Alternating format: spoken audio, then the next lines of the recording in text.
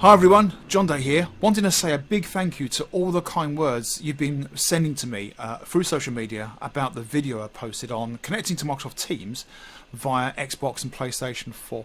It seems there are more people than I realised around the world who could really benefit from this, and the feedback on how successful this has been using the console is really reassuring.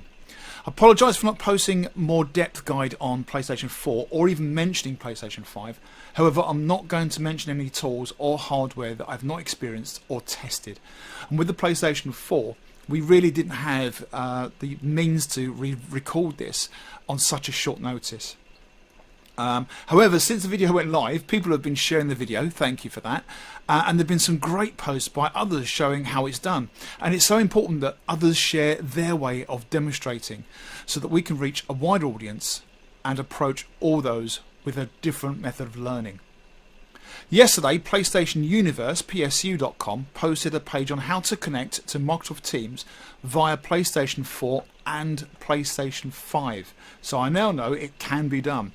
I've added this link to the description below. The biggest confusion for PlayStation users is how to get onto the browser.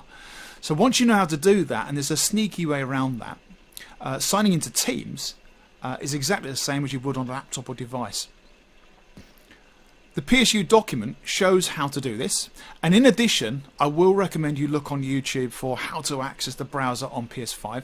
One video in particular from King Burlingtone I've actually put a link to because he explains it so well in like 3 minutes. It's fantastic. So King Burlingtone, who's a channel subscriber who actually does a lot of videos on PS5 games, so it's worth looking at his channel.